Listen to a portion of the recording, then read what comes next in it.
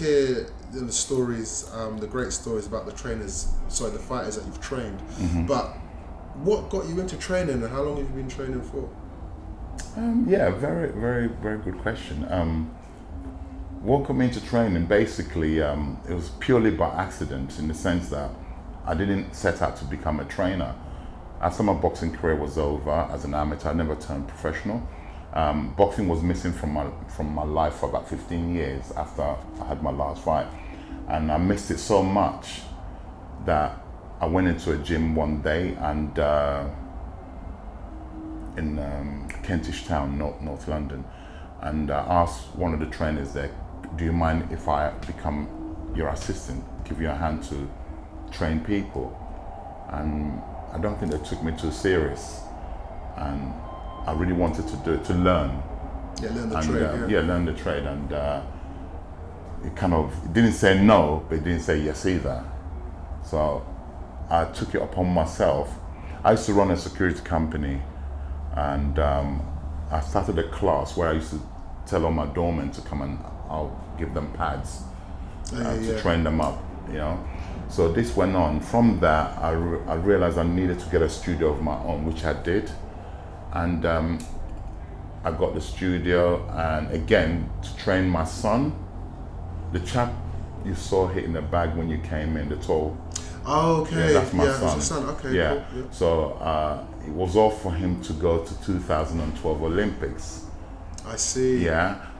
It was 10 years old when I opened the gym.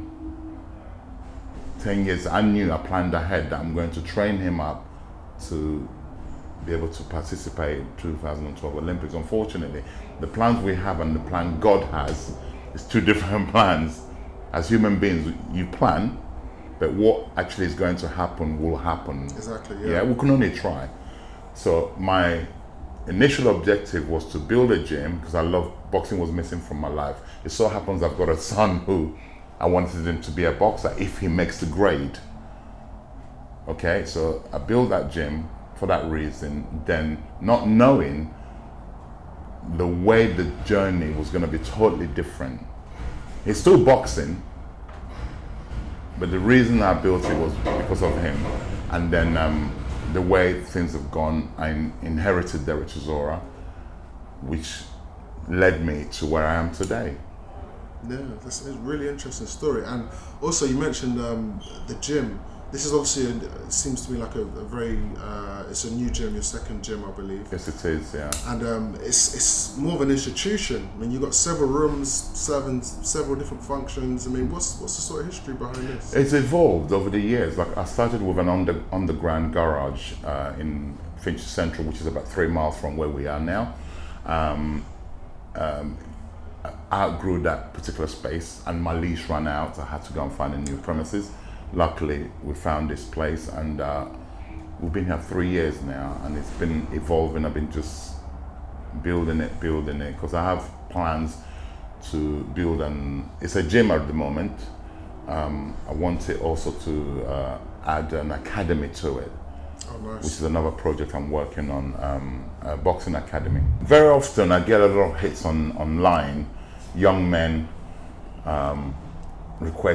asking how did I get into coaching, and it dawned on me that how did I get into coaching? I wasn't coached to become a coach, and I believe it's widespread. If you go and interview every boxing coach in this country, ask them how did you become a coach, I think our stories would probably replicate. Yeah, in the sense that most coaches are self-taught, including myself.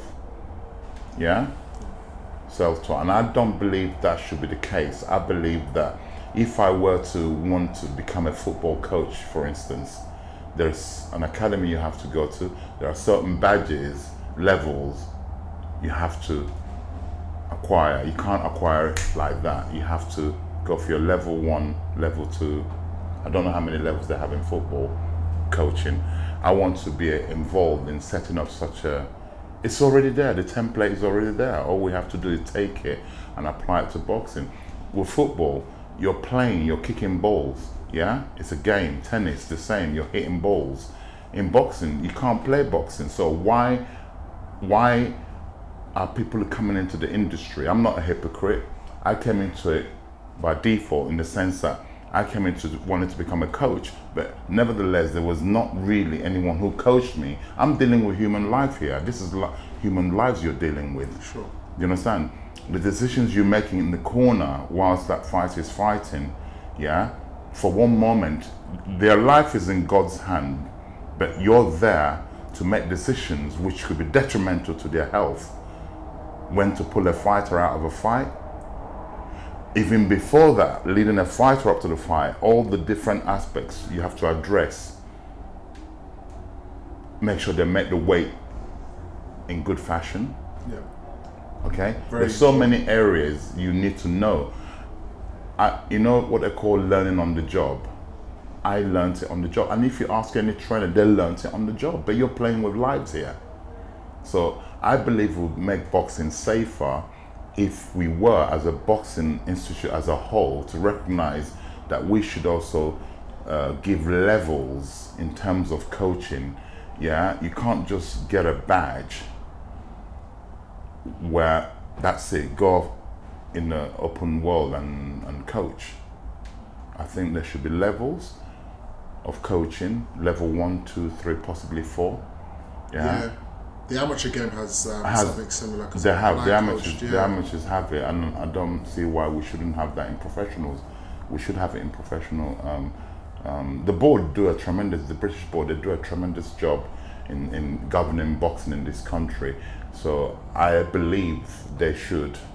We're in talks at the moment. I believe there should be something in existence where some kind of academy where people, like I said, I get a lot of requests online, people asking me, how did you get into coaching? And I make a point of replying every person that inquires, because I want to encourage.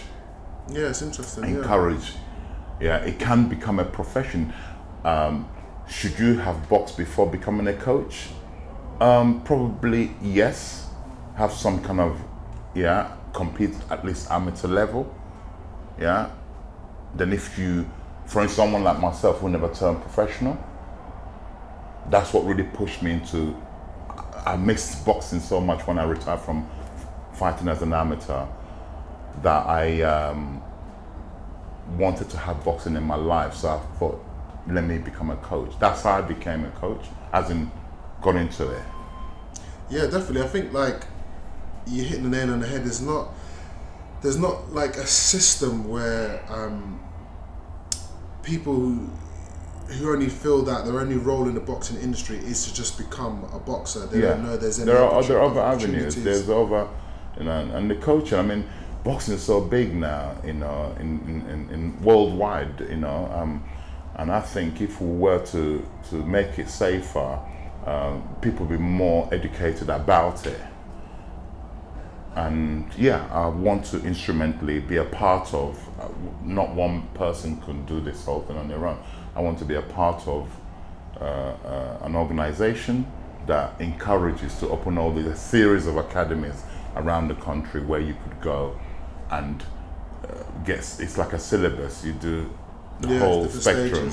The whole spectrum of becoming, and it's not something you can achieve overnight. So you can't just go and do a 3 months course and become. It's something you have to really work for it, and then again there will be levels.